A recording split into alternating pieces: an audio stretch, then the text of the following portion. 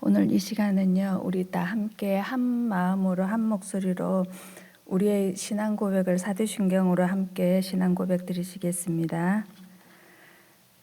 전능하사 천지를 만드신 하나님 아버지를 내가 믿사오며 그 외아들 우리 주 예수 그리스도를 믿사오니 이는 성령으로 잉태하사 동정녀 마리아에게 나시고 본디오 빌라도에게 고난을 받으사 십자가에 못 박혀 죽으시고 장사한 지 사흘 만에 죽은 자 가운데서 다시 살아나시며 하늘에 오르사 전능하신 하나님 우편에 앉아 계시다가 저리로서 산 자와 죽은 자를 심판하러 오시리라. 성령을 믿사오며 거룩한 공회와 성도가 서로 교통하는 것과 죄를 사하여 주시는 것과 몸이 다시 사는 것과 영원히 사는 것을 믿사옵나이다. 아멘. 이 신앙 고백이 우리의 신앙 고백이 되기를 바라며 매일 주님 앞에 고백드리는 우리들이 되기를 바랍니다. 오늘은 누가복음 23장 26절에서 46절까지 말씀입니다. 43절. 누가복음 23장 26절에서 43절까지입니다. 한 절씩 교독하도록 하겠습니다. 그들이 예수를 끌고 갈 때에 시몬이라는 구레네 사람이 시골에서 오는 것을 붙들어 그에게 십자가를 지워 예수를 따르게 하더라. 또 백성과 및 그를 위하여 가슴을 치며 슬피 우는 여자의 큰 무리가 따라오는지라. 예수께서 돌이켜 그들을 향하여 이르시되 예루살렘의 딸들아 나를 위하여 울지 말고 너희와 너희 자녀를 위하여 울라. 보라 날이 이르면 사람이 말하기를 잉태하지 못하는 이와 해산하지 못한 배와 먹이지 못한 젖이 복이 있다 하리라. 그때에 사람이 산들을 대하여 우리 위에 무너지라 하며 작은 산들을 대하여 우리를 덮어라 하리라. 푸른 나무에도 이같이 하거든 마른 나무에는 어떻게 되리요 하시니라. 또 다른 두 행악자도 사형을 받게 되어 예수와 함께 끌려가니라. 해골이라 하는 곳에 이르러 거기서 예수를 십자가에 못 박고 두 행악자도 그렇게 하니 하나는 우편에 하나는 좌편에 있더라. 이에 예수께서 이르시되 아버지 저들을 사하여 주옵소서. 자기들이 하는 것을 알지 못함이니이다 하시더라. 그들이 그의 옷을 나눠 제비 뽑을새 백성은 서서 구경하는데 관리들은 비웃어 이르되 저가 남을 구원하였으니 만일 하나님이 택하신 자 그리스도면 자신도 구원할지어다 하고 군인들도 희롱하면서 나와 신 포도주를 주며 이르되 네가 만일 유대인의 왕이며 내가 너를 구원하라 하더라. 그의 위에 이는 유대인의 왕이라 쓴 패가 있더라.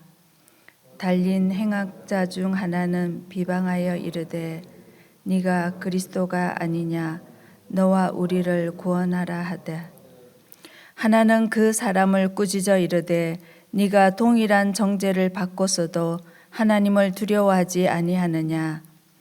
우리는 우리가 행한 일에 상당한 보응을 받는 것이니 이에 당연하거니와 이 사람이 행한 것은 옳지 않은 것이 없느니라 하고 이르되 예수여 당신의 나라에 임하실 때에 나를 기억하소서 하니 예수께서 이르시되 내가 진실로 내게 이르노니 오늘 네가 나와 함께 낙원에 있으리라 하시니라. 아멘. 오늘은 이번 주간이 고난 주간이면서 특별히 오늘은 성금요일로 많이 지키고 있는데요. 오늘 특별히 오늘 본문과 함께 우리가 시편 22편과 이사야 53장을 함께 읽고 묵상하시면 좋겠습니다. 오늘 본문은 예수님이 해골이라는 곳으로 끌려가 십자가에 못 박히시는 장면입니다. 26절 그들이 예수를 끌고 갈 때에 그들은 예수님을 처형장으로 끌고 갑니다. 누가는 로마 군인들 외에도 이제까지 예수님을 처형하도록 압박한 유대 지도자들과 유대 백성들을 그들 안에 포함시킵니다. 죄수는 도시 밖에서 처형하는 것이 유대의 간섭이었습니다. 그들은 예수님을 끌고 빌라도의 법정을 벗어나서 이제 처형장으로 향하여 가고 있습니다. 군인들은 십자가형을 언도받은 사형수가 사람들이 많이 다니는 곳을 통과하게 하여서 이를 본 대중들에게 공포심과 경각심을 조장시킵니다. 예수님은 십자가를 지고 자신을 따라야 할 것을 여러 번 말씀하신 적이 있는데요. 9장 23절에도 아무든지 나를 따라오려거든 자기를 부인하고 날마다 자기 십자가를 지고 나를 따를 것이니라고 말씀하셨고요. 14장 27절에도 누구든지 자기 십자가를 지고 나를 따르지 않는 자는 능히 내 제자가 되지 못하리라고 말씀하셨습니다. 이제 예수님은 십자가를 진 채 해골이라는 언덕으로 가시는 길에 예수님은 이제 더 이상 걸을 힘이 없었습니다. 감람산에서 땀이 핏방울이 되도록 기도하시고 체포되신 후에 대제사장과 빌라도와 헤롯의 간저로 끌려다니시며 신문을 받으셨습니다. 다시 빌라도의 간저에 와서 재판을 받고 고통을 당하셨습니다. 잠을 자거나 쉴 틈이 전혀 없이 고통을 받다가 녹초가 되신 것입니다. 오래전에 방영된 영화이지만 패션 오브 크라이스트를 많이 기억하실 겁니다. 그 예수님의 그 채찍에 맞으시는 장면을 보면 굉장히 그 부분은 우리가 차마 눈 뜨고 잘 못 보는 장면이었는데요. 로마 군인들의 완전히 그 뭐에 가까웠듯이 예수님을 채찍질 하시잖아요. 그 채찍 끝에 달려 있는 그 뼈 조각들이 예수님을 채찍질 할 때마다 살점이 떨어져 나가고 십자가를 지고 걸어가실 때도 무자비하게 정말 폭행하듯이 그렇게 하는 모습들을 볼 수 있는데요.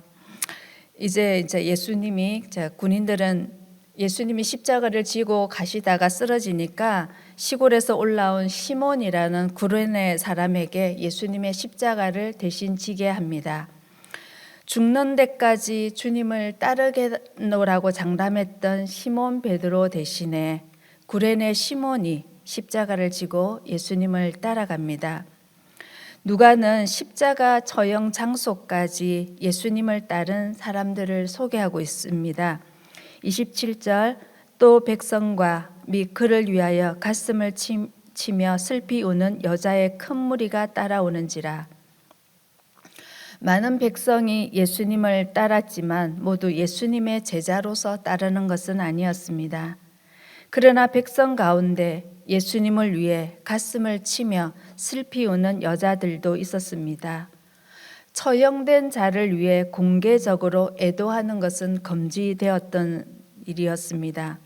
그러나 그럼에도 불구하고 이 여자들이 애도하는 것은 예수님에게 일어난 일에 대한 일종의 항의와 같은 것입니다. 예수님은 울고 있는 여자들을 향해 돌이켜 말씀하십니다. 예수님은 예루살렘의 딸들에게 예수님 내가 아니라 자기 자녀를 위해서 울라고 하십니다. 예수님은 이미 예루살렘의 비극적 운명을 13장에서도 말씀을 하셨는데요. 13장 34절 말씀해 보면 예루살렘아 예루살렘아 선지자들을 죽이고 내게 파송된 자들을 돌로 치는 자여 암탉이 제 새끼를 날개 아래에 모음같이 내가 너희의 자녀를 모으려 한 일이 몇 번이냐. 그러나 너희가 원하지 아니하였도다. 유대인들이 그들의 메시아를 거절한 일이 그 도시에 가져올 결과가 무엇인지 예수님의 눈에는 선명하게 보이신 것입니다. 예수님은 극심한 십자가의 고통을 지나 영광에 이르실 것이지만 자녀를 잃은 여자들은 비극적 고통이 길어질 것입니다. 심판의 날이 이르면 사람들은 잉태하지 못하는 여자와 해산하지 못한 배와 먹이지 못한 젖이 복되다고 말할 것입니다. 당시 문화에서 자녀를 낳고 기르는 것이 여자들에게는 복의 상징이었지만 이것이 도리어 비극이 될 날이 올 것이라는 것입니다. 예수님 때문에 슬퍼하는 여자들에게 지금 위하여 애통해야 할 대상은 너희와 너희 자녀라고 하십니다. 예수님을 배척한 예루살렘은 심판으로 끝날 것이기 때문입니다. 십자가는 그분에 대한 슬픔보다는 우리 자신의 악함에 대한 해결을 요구합니다. 예수님의 십자가는 동정의 대상이 아니라 참여의 대상입니다. 또한 예수님은 심판의 때가 닥치면 사람들은 산들에 대해 우리 위에 무너지라 우리를 덮어라 할 것이라고 30절에 말씀합니다. 이 30절에는 두 가지 해석이 있는데요. 사람들이 돌연한 죽음을 통해서 고통의 끝이 빨리 왔으면 하고 바란다거나 혹은 심판자의 진노 앞에서 숨고자 한다는 것입니다. 31절 푸른 나무에도 이같이 하거든 마른 나무에는 어떻게 되리요? 불이 푸른 나무보다 마른 나무가 훨씬 잘 붙듯이 이는 하나님의 아들에게도 이런 고통이 주어졌다면 이제 우리에게는 마른 나무에 불이 붙듯 순식간에 완전히 태워버릴 정도의 고통이 닥치게 될 것이라는 뜻입니다. 이제 32절에서 39절에서는 조롱과 모욕을 당하시는 예수님의 모습을 표현해 주고 있는데요. 예수님과 함께 사형을 선고받은 두 행악자도 예수님과 함께 끌려가고 있습니다. 32절 또 다른 두 행악자도 사형을 받게 되어 예수와 함께 끌려가니라. 해골이라는 곳에 이르자 군인들은 예수님을 십자가에 두 행악자도 십자가에 못 박았습니다. 한 명은 예수님의 오른편에 또 다른 한 명은 왼편에 못 박혔습니다. 당시 로마의 처형 방식에 따르면 처형장으로 가는 길뿐 아니라 처형 장소에도 많은 사람들이 십자가의 형부를 볼 수 있게 하였습니다. 예수님은 십자가 위에서 34절에 아버지 저들을 사하여 주옵소서라고 기도하십니다. 그들이 자신들이 무슨 짓을 하는지 알지 못하기 때문이라고 예수님은 기도하십니다. 예수님은 십자가 위에서 자신을 십자가에 못 박는 이들을 위해서 기도하십니다. 그들의 무지를 긍휼히 여기시고 악함을 용서해 달라고 간구하십니다. 죄인들은 이해할 수 없는 사랑이고 감당할 수 없는 은혜입니다. 이 기도는 이사야 53장 12절의 성취이기도 하는데요. 이는 그가 자기 영혼을 버려 사망에 이르게 하며 범죄자 중 하나로 헤아림을 받았음이니라. 그러나 그가 많은 사람의 죄를 담당하여 범죄자를 위하여 기도하였느니라. 예수님을 십자가에 못 박는 이들을 향하여 아버지 저들을 사하여 달라고 기도하셨던 것처럼 예수님의 이 기도하는 이사야 53장 고난의 종으로서도 용서해 주시도록 간구하십니다. 무엇보다도 십자가의 저주 아래 있으면서도 하나님을 아버지로 신뢰하며 중보 기도를 하시는 예수님이십니다. 이와 같은 용서의 기도는 자신의 가르침을 예수님은 몸소 실천하신 기도이고 또한 초기 교회가 지금 우리가 개성해야 할 유산이 되기도 합니다. 예수님은 십자가 위에서 저들을 용서해 달라고 기도하고 계시는데 34절부터 39절에는 여러 부류의 사람들이 예수님을 조롱하고 비웃고 모욕을 하고 있습니다. 첫 번째 부류는 백성은 서서 구경하고 지도자들, 관리들이 예수님을 비웃습니다. 지도자들은 하나님의 택하신 그리스도라면 다른 사람을 구원했듯이 자기 자신도 구원해야 한다고 예수님을 비웃고 있습니다. 하나님의 선택을 받은 예수님은 고난의 종으로서 다른 사람들을 구원하러 오셨기에 자신의 목숨은 구원하지 않으십니다. 두 번째 부류는 군인들입니다. 군인들은 예수님의 옷을 나눠 누가 가지는지 제비를 뽑습니다. 제비를 뽑는 장면은 시편 22편 18절의 인용인데요. 내 겉옷을 나누며 속옷을 제비 뽑나이다. 또 조롱하고 신 포도주를 주면서 말합니다. 신 포도주를 주는 것은 조롱하기 위함인데요. 네가 만일 유대인의 왕이면 네가 너를 구원하라. 이번에는 군인들을 통해서 자신을 구원하라고 유혹합니다. 예수님의 머리 위에는 유대인의 왕이라고 적힌 패가 있습니다. 이는 유대인으로 왕으로서 주장하는 자의 운명이 어떻게 되는지 보여주려는 의도이며 이거 역시 무력하게 달려있는 예수님을 비웃는 행위입니다. 세 번째 부류는요, 십자가에 달린 행악자 중 하나는 예수님을 비방하면서 말합니다. 39절, 네가 그리스도가 아니냐, 너와 우리를 구원하라. 예수님은 불법자와 같이 취급을 받고 불법자의 조롱을 받는 중에도 고난의 종에게 주어진 길을 걸어가십니다. 유대 지도자들과 로마 군인들과 사형수는 예수님을 비웃고 모욕했습니다. 벌거벗겨서 극도의 수치심을 느끼게 만든 그 십자가형에서 예수님은 연속되는 수치와 모욕으로부터 자신을 구원하도록 유혹을 받습니다. 그러나 예수님은 시편 22편과 이사야 53장에 예고된 고난받는 종으로서 자신을 구원하지 않고 다른 사람들을 구원하기 위해 수치와 모욕을 견디셨습니다. 예수님은 십자가의 수치와 모욕을 참음으로써 무지한 죄인들을 구원하는 길을 여셨습니다. 저와 여러분을 위한 구원의 길을 열어주셨기에 주님의 은혜로 구원받아 하나님을 아버지라 부르며 경배할 수 있는 자로 서게 해 주셨습니다.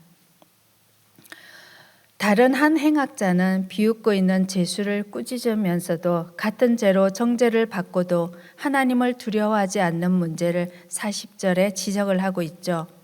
그는 자신의 십자가 처형이 범죄 행위에 합당한 형벌임을 인정하고 예수님이 행한 일은 옳은 것임을 평가하고 있습니다.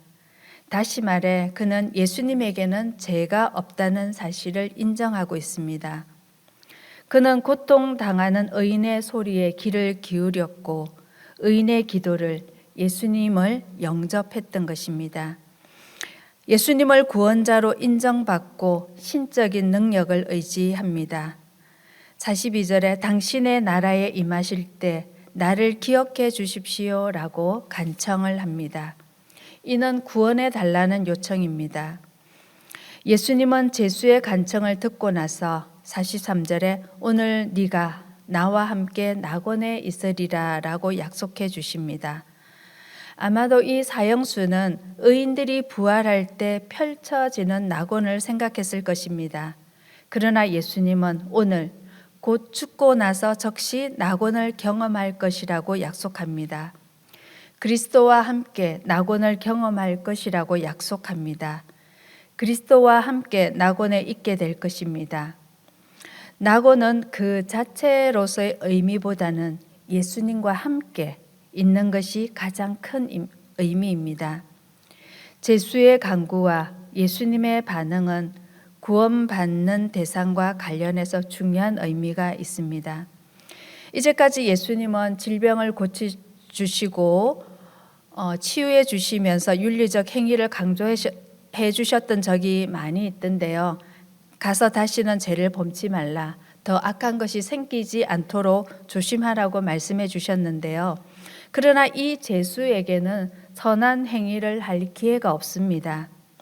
이는 구원의 길이 오직 예수 그리스도의 긍휼을 힘입고 무조건적인 하나님의 은혜와 예수 그리스도의 은혜임을 분명하게 우리에게 보여주는 말씀입니다.